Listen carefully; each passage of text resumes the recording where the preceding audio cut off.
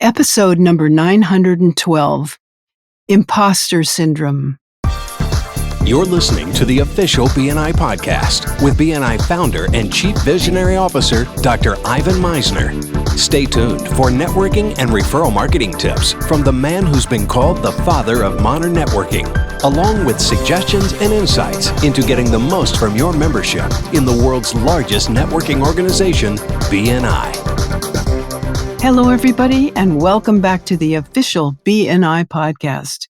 I'm Priscilla Rice, and I'm coming to you from Live Oak Recording Studio in Berkeley, California, and I'm joined on the phone today by the founder and the Chief Visionary Officer of BNI, Dr. Ivan Misner. Hello, Ivan. How are you and where are you? I am headed out later this week to Charlotte for meeting at the BNI Global Support Team office, and I'm going to be meeting early with a couple of my co-authors on a book I'm working on called Garage to Global. How do you take your business from your garage to a global enterprise? And I'm going to have lots of podcasts on that topic when the book comes out, but the book's not going to be out for at least another year. Oh, it sounds like a great book.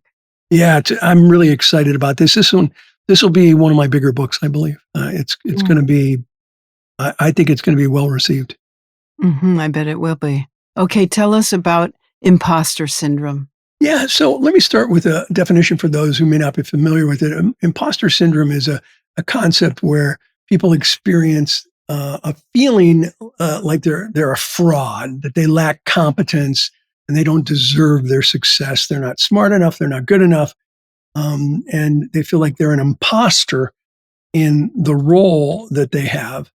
And I bring it up because I just, for some reason, recently had at least two members ask me. One was in Q&A on a webinar I did, and one was in an email about the topic.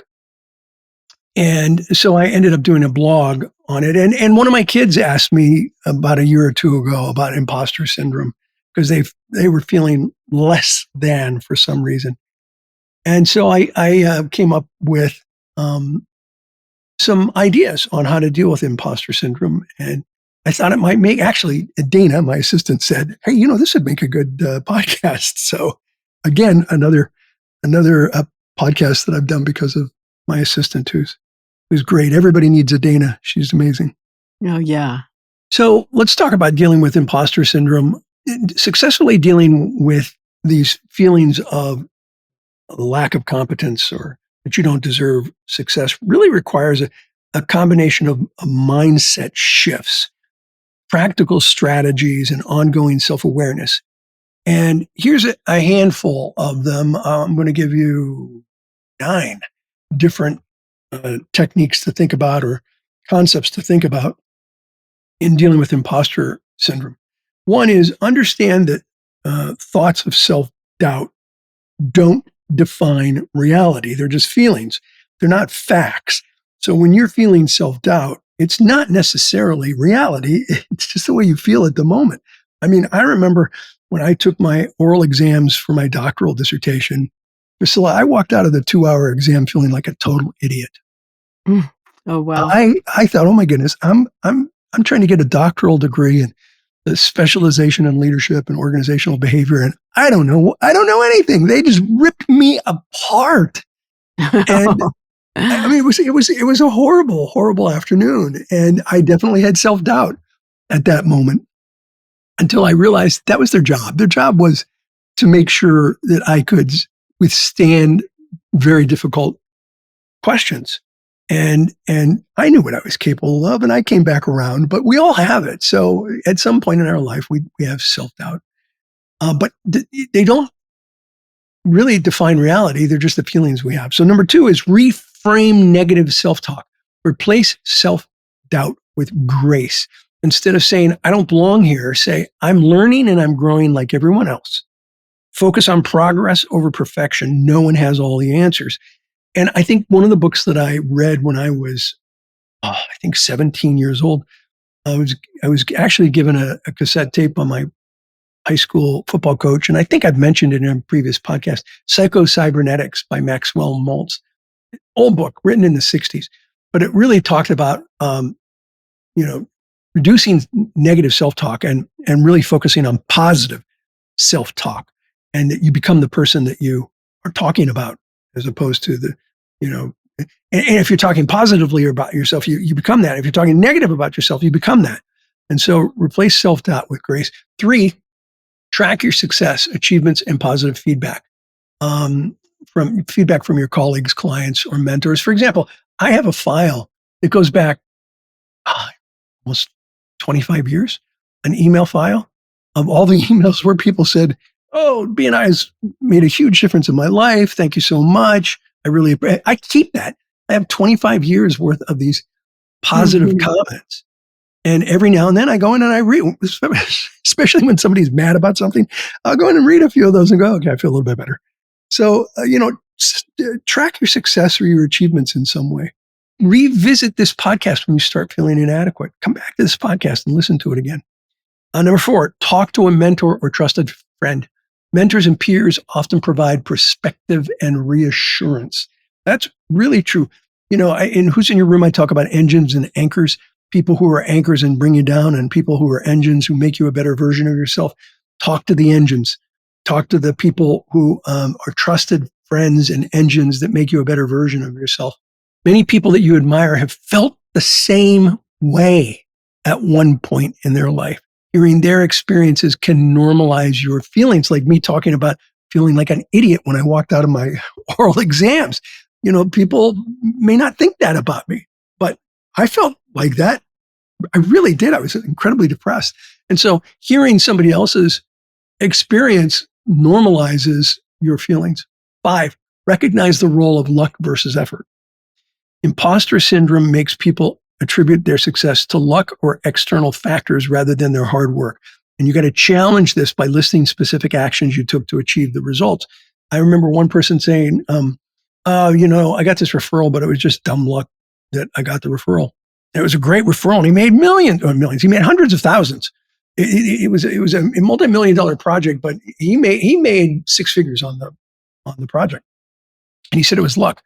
And I said, "How long have you been a member?" And he said, "Well, whatever it was, 4 or 5 years." I said, "In 4 or 5 years, how many meetings did you miss?" He said, "I hardly missed any. And when I did, I sent subs." And I said, "Okay, so you 4 years, you've gone to a couple hundred BNI meetings, and you think it was luck that you got that referral? You did hard work for years in building relationships, and you got this referral. And it wasn't luck. It was the hard work you did." And he was like, "Wow, I guess you're right. I hadn't thought about that." So recognize the role of luck versus effort. Number 6, accept that growth feels uncomfortable. New challenges create doubt. So if you're doing something new, it's natural to create doubt. But don't let that make you feel like you're unqualified. This is new. It's a learning experience. You can learn from it. Growth means stepping outside your comfort zone, and discomfort is part of that progress. 8, avoid the comparison trap. This is an important one. Stop measuring your behind-the-scenes struggles against someone else's highlight reel. Okay? Repeat that. Stop measuring your behind-the-scenes struggles against someone else's highlight reel. All too often, we compare our inside to someone else's outside. Meaning, I know what I'm struggling with. I know the challenges I have. I know my weaknesses. And I'm comparing all of that to what I see somebody else present outside. They're outside, and they come across as all put together and really sharp. And I know really successful people, and as I've gotten to know them, I've learned they have their own issues and problems, trust me. And so don't compare your inside to someone else's outside, and focus on your own journey and progress. 8, adopt a learning mindset. So shift from I need to prove I'm smart to I'm always learning and improving. I'm always learning and improving. The best professionals don't have all the answers. They just keep learning. They look for the answers. And 9, remind yourself that you bring unique value to the table. You have unique experiences that no one else has, and you can bring those to the table. And even though you may not have as much experience as some other people, you're working towards that experience, and you always have unique value that you're bringing to the table. I just have one last thought, unless you have a question or a comment, Priscilla. No, go ahead. Tell us the last thought.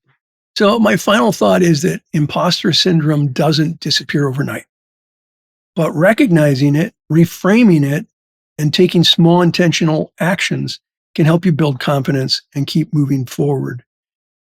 And if you're in BNI and you're thinking, well, I'm not really good at networking, I don't know how to do this, and I'm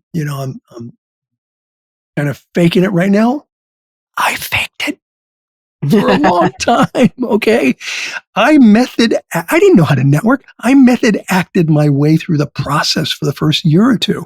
I was learning what to do, what not to do. I wrote stuff down. You don't have to. You've got these podcasts to learn. You have my blogs, my book. There's a lot out there. You don't have to make it all up. I was method acting my way through the process in the early days of BNI. And so it just remember, it doesn't disappear overnight, but through education, through training, through experience, through practice, trust me, the imposter syndrome can disappear. And I never felt like an imposter. I felt like a learner. And I had a lot to learn in the early days. And if you reframe it that way, you'll feel better about yourself. That's all I've got for today, Priscilla. Oh, that's a lot. Thank you so much. That's a great podcast. I think it's so useful. Okay, I think that's it for this week. This podcast is sponsored by MeisnerAudioprograms.com. These audio programs will provide you with the tools and the inspiration to powerfully enhance your BNI experience. So check out the great material that's available to you at MeisnerAudioprograms.com, and then use the promo code IVAN50 for 50% off of everything. All of the proceeds go to the BNI Foundation. Thanks so much for listening. This is Priscilla Rice, and we look forward to having you join us again next week for another exciting episode of the official BNI podcast.